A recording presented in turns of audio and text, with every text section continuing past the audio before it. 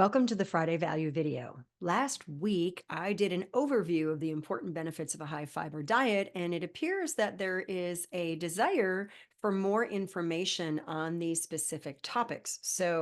As you can see here, this is the list that I had mentioned and briefly discussed in last week's video.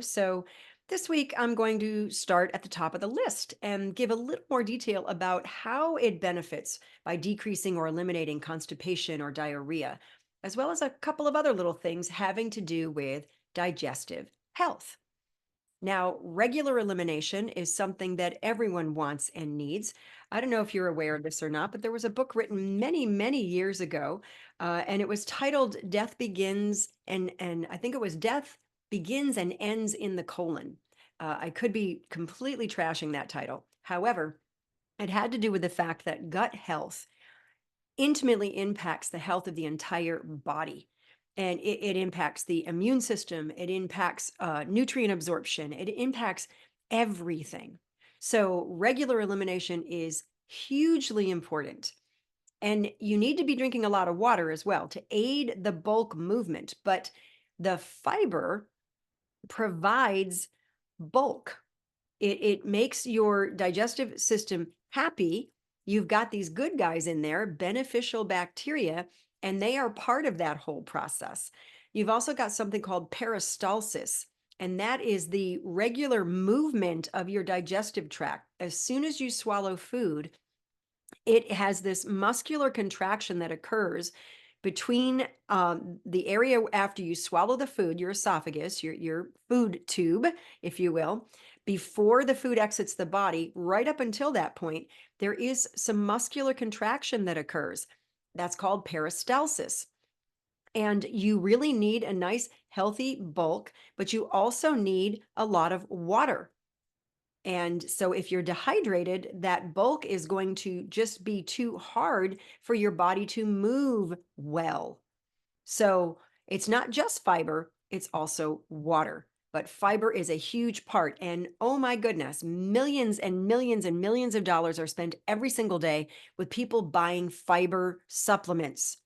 It's in food, it's in plants, loaded with it. Now, moving on to beneficial bacteria, the good guys, which I've already just mentioned. The fiber is a prebiotic, P-R-E. Many people are consuming probiotics, P-R-O, which is the actual good guy. It is the actual beneficial bacteria.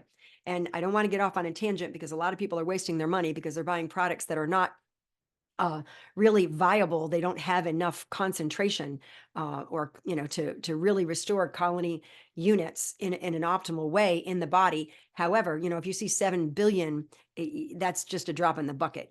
For somebody who has what would be called dysbiosis, too many bad guys and not enough good guys, you would need up to 500 billion. So just know that, and you need to take it on an empty, or I'm sorry, with food, not an empty stomach, because the acids in the empty stomach will destroy the bacteria before it gets into your colon. But I didn't want to get sidetracked. But just know that the good guys, the fiber is prebiotic. It's food for the bacteria. So you're feeding it. They feed off it. And prebiotics are found in fiber-rich foods, fruits and vegetables. Now, not all fiber has prebiotics, but some of the best sources, if you want to know, are bananas, whole wheat, and corn. Okay, moving on. Controls hunger. High fiber foods are a very satisfying weapon against craving a snack because you feel full faster, you feel full longer. That fiber really helps.